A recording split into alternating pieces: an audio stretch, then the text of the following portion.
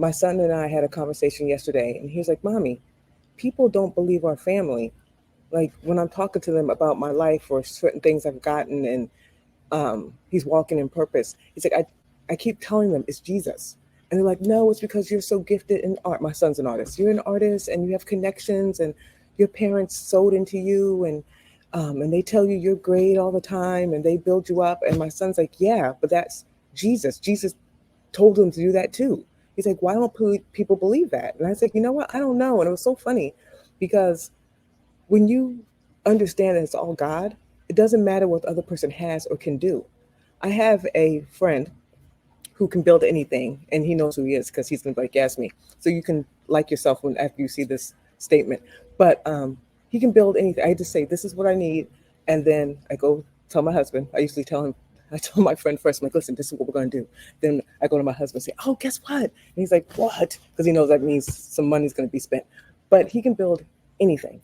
I can't build. I can't even put a nail on the wall without like messing up, right? So I don't desire to be a builder because I can't do that. But my friend is blessed because he can, and he will have a job for the rest of his life because he is so creative. He's not just a builder, he's actually an artist. And so he can build anything you need from bookcase, but he elevates it, right? To something as abstract or crazy. I give him crazy ideas and he comes back and says, oh, Rita, I put your art up for you, but I put it this way because he had done work in a gallery or something. I don't know. He's just very creative and just great. But I can't do that. So I'm not jealous of him. I'm happy because then I can hire him and he can help me fulfill the dreams that I have, right? So because of that, and I know it's God who gave him that gift, I'm not desiring it. I'm not jealous about it. I can actually use that gift for myself.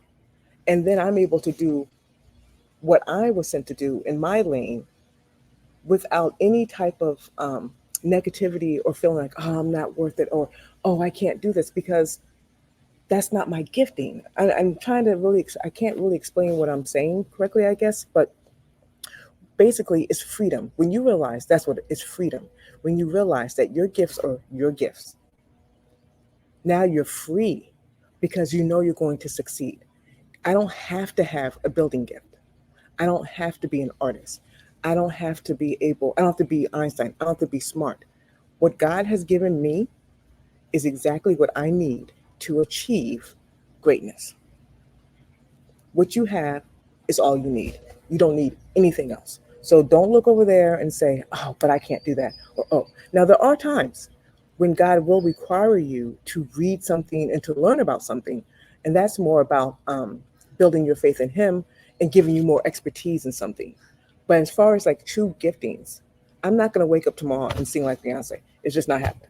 It's not happening. Or Barbara Streisand, Diana Ross, whoever your favorite artist is, I'm not going to wake up and be able to, you know, get the guitar going or hit the drums like someone from Metallica. It's not happening.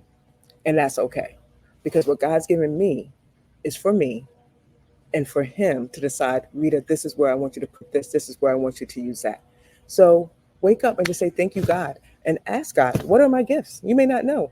And ask your friends, ask your family, because people often see greatness in us before we see it. There's a bird flying over. I love it. Be blessed.